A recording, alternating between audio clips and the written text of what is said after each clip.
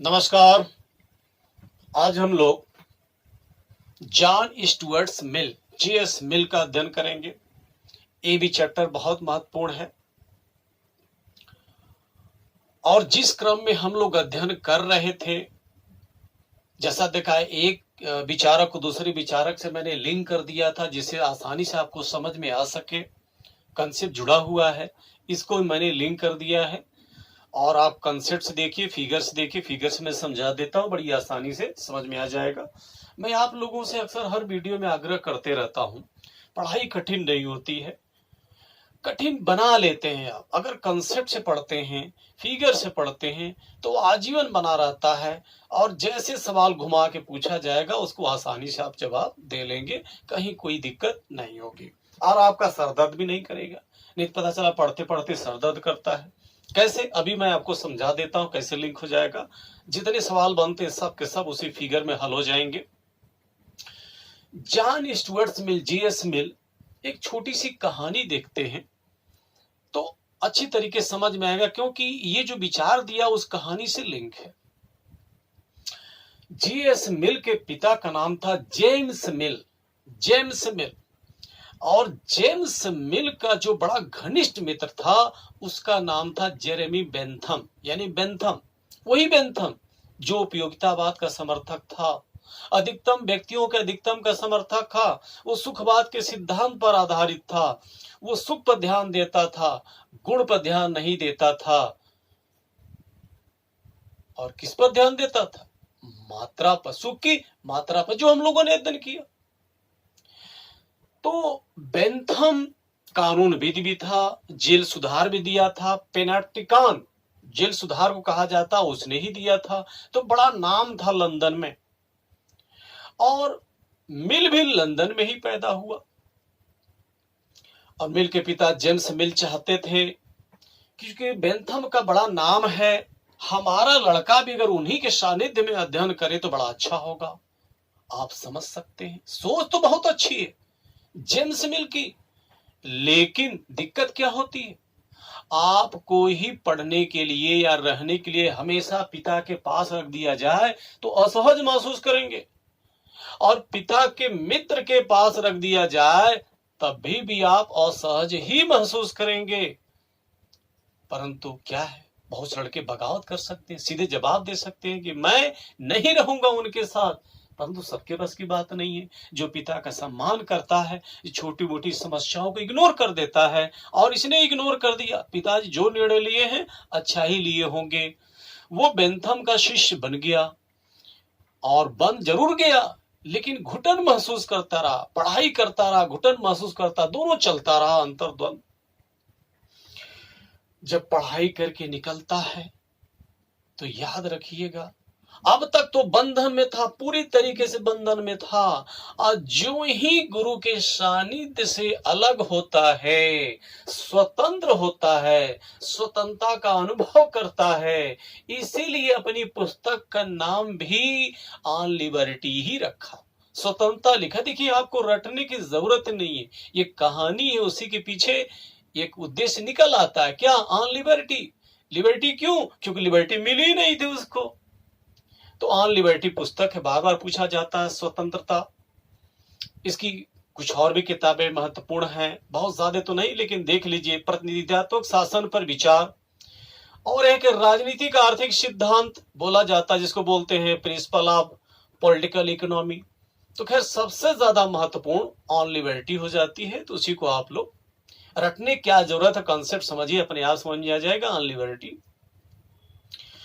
यहां पर देखेंगे कि मिल द्वारा उपयोगितावाद में संशोधन किया गया, यानी गुरु ने जो सिद्धांत दिया उसमें संशोधन कर दिया मिल ने।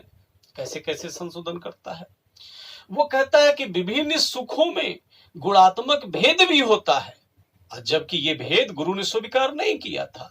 कहा गुण से मतलब नहीं होता है, मात्रा होता है, मात्रा से, सुख की मात्रा से, जहां मजा आए वही सही है, अधिकतम व्यक्तियों का अधिकतम मजा। ये कहता है नहीं, केवल मजा से मतलब नहीं, गुण से मतलब है। और इसने स्पष्ट कहा है क्या?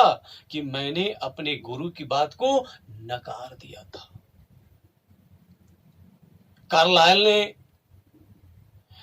बेंथम के दर्शन को सुअर का दर्शन कहा था, तो कहीं न कहीं इनडायरेक्ट मिल भी समर्थन करता है कार्लाइल के विचार को कि गुरु का दर्शन सुअर का दर्शन है। क्या कहता है? मिल कहता है कि एक संतुष्ट सुअर की अपेक्षा असंतुष्ट मानव श्रेष्ठ है, एक संतुष्ट मूर्ख की अपेक्षा असंतुष्ट सुकरात श्रेष्ठ है। यहां देखिए कैसे बताता है, ये कोटेशन है उसका।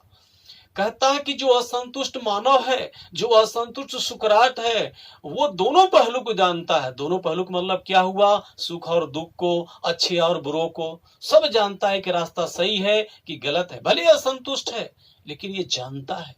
परंतु सुअर नहीं जानती, मूर्ख नहीं जानता, वो केवल एक ही पहलू को जानता है। क्या? मजा। कहां ले जाएगा मजा, क्या सजा देगी, इससे कोई मतलब नहीं है। तो इस तरीके से मिल जो होता है गुण को भी स्वीकार करता है। आगे और सब बहुत पहलू पर उसने अध्ययन किया। क्या कहता है? कहता है कि जो मानव जीवन का लक्ष्य है वो स्वहित ही केवल नहीं होना चाहिए, बल्कि क्या होना चाहिए? अन्य व्यक्तियों का भला भी होना चाहिए, अन्य व्यक्तियों का सुख भी होना चाहिए।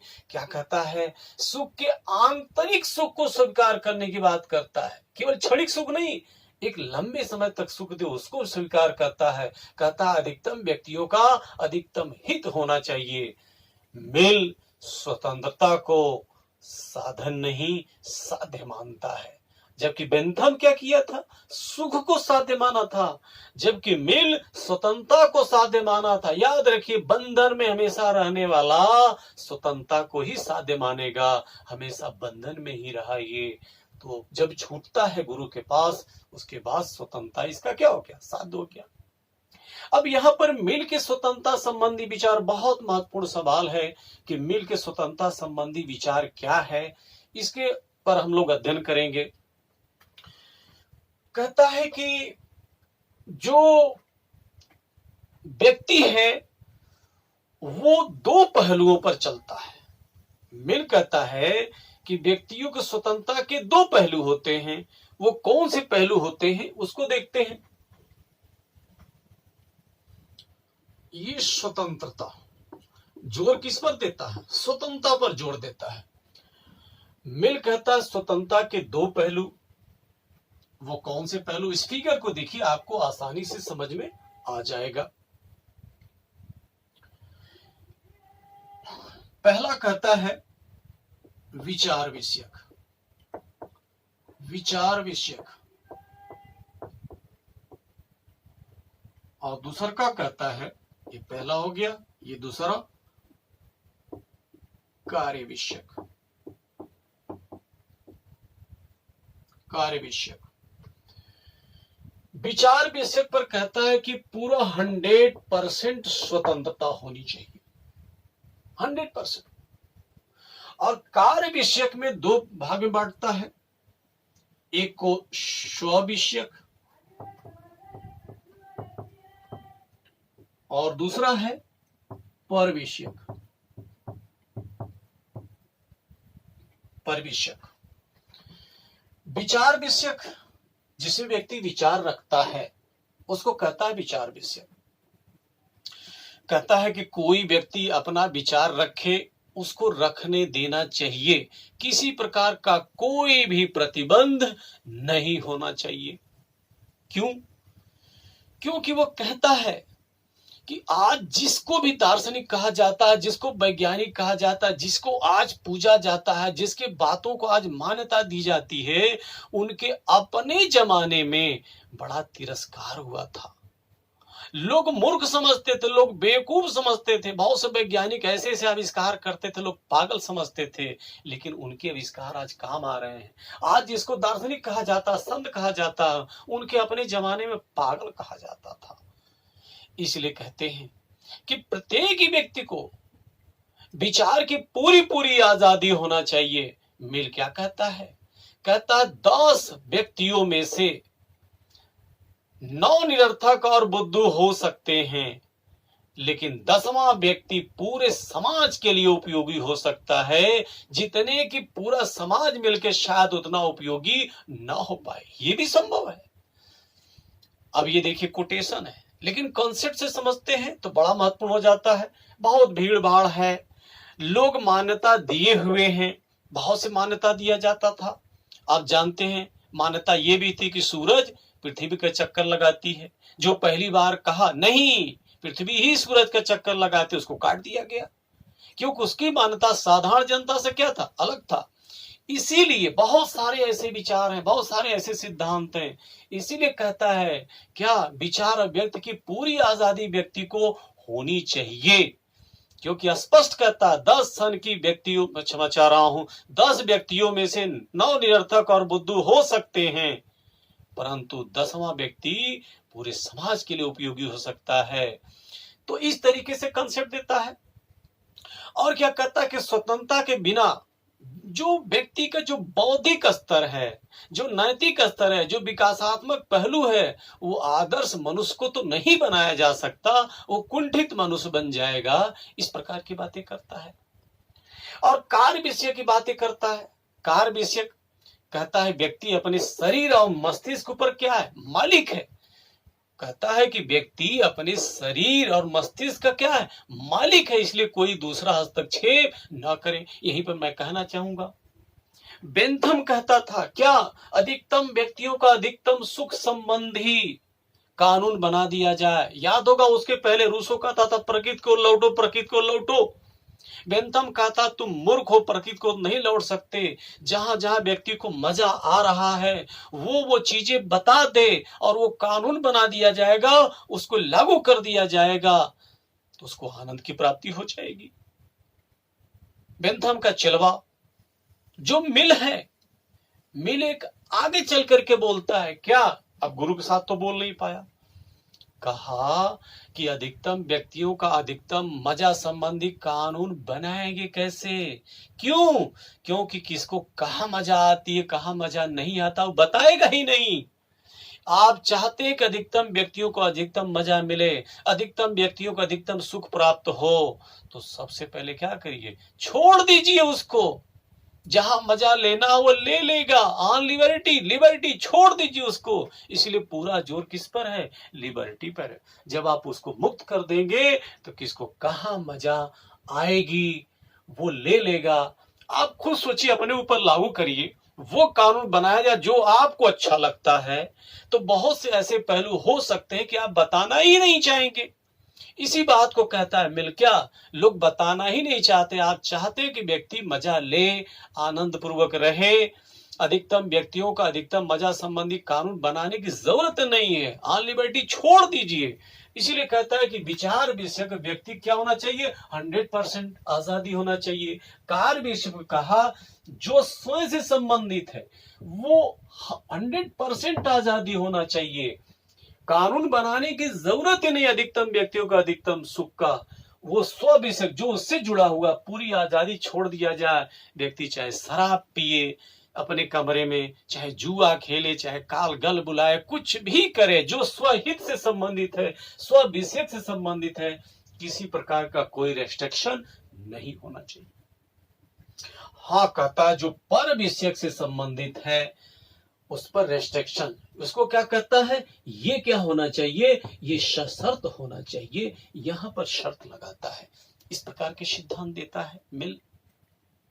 यहां पर कई कोटेशन ऐसे हैं जो कॉन्सेप्ट में ही समाहित हैं, उसको सहजता से हल कर लेंगे। व्यक्ति क्या है, अपने शरीर और मस्तिष्क का मालिक है, पूरी तरीके से मालिक, 100% वो मालिक हो जाता है। ये कोटेशन है, लेकिन आपको रटने की जरूरत नहीं है।